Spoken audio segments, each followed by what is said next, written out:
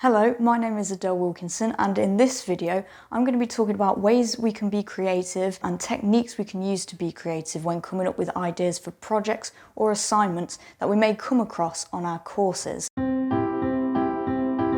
So this applies to pretty much most uni students, if not all. Say if you're doing a creative course or you're not doing a creative course, you're still going to come across a time where you need to maybe write something big like an essay or a dissertation, and also you're going to need to maybe come up with stories if you do a creative course. Like myself, I do media production, and anyone else who's doing a course where they need to write stuff creatively or come up with a piece of art or anything like that, we need to get the ball rolling and how we're actually going to come up with an idea. So say if you've got your task assigned now, my first sort of go-to place when I think about this is what I call the dreaming phase. In the early stages this is, you should just let your mind wander, just let yourself kind of daydream. What is it that I'm interested in? What is it that would work for this topic? So for example, I would probably just go for a walk and just let your mind wander whilst you are on that walk, like to an extent obviously, but let your mind wander and you start thinking about things. Like for example, when I walk in green spaces or whatever, I find locations and I think that would be a really nice place to like film a music video, for example, or film this thing that I want to do. Or you can apply that location to anything else, like, oh, maybe I want to take a photograph of that location for some photography, or I want to like write a piece of music about it, or in my story, if I've got to write a story, I'll write about this location and use it and put characters in it or something like that. And the things about photographing certain locations to inspire ideas does lead me on to my next point actually. What you can do is you can use photos maybe that you've taken yourself if you're into photography, or go online and find photographs of things to do with the topic or the theme that you're trying to create something about. For example, if I'm doing something more gloomy and a bit darker, like as a story, I may refer to some darker photographs such as these two that I took. Like just anything that's sort of darker. And say if I wanted to write a sad piece of music, I probably would look at these photos and like be able to come up with some ideas from these photos.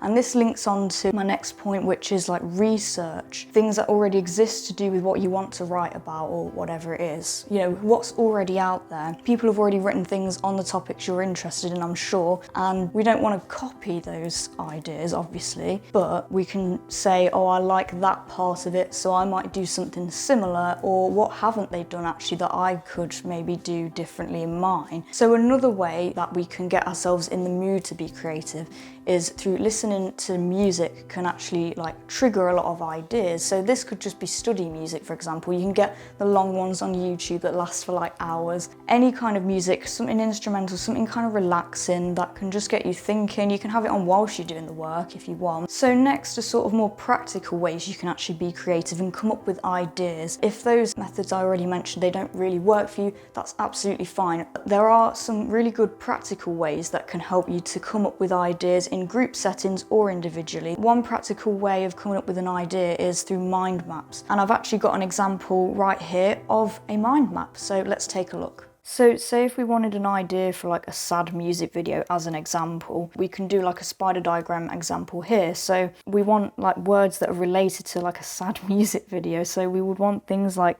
upsetting maybe as a word, and it can literally be the first thing that comes into your mind. Try not to like overthink it too much. It can be just a crazy idea that maybe you would think isn't related to it. And you can do this with loads of things, so it can be pretty much anything that helps you out. If you prefer a more visual style, then that's absolutely fine as well, and this can include things like mood boards, for example.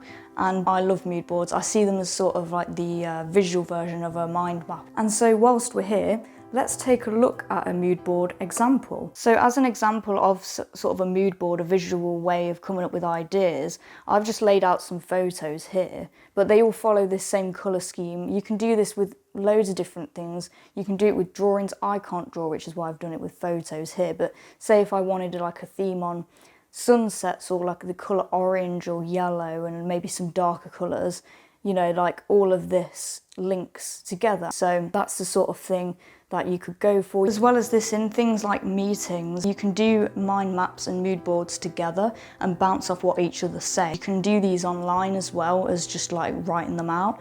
And this is great because it looks really professional. Say if you're doing a PowerPoint with a group or you're showing your like work and ideas to a group, you can say like, what did you think to this? I hope that you found this helpful, and best of luck with whatever creative topic you're doing. I'm sure you'll do amazing, and I wish you the best of luck with all of your studies and work. I've been Adele Wilkinson. Thank you very much for watching, and goodbye.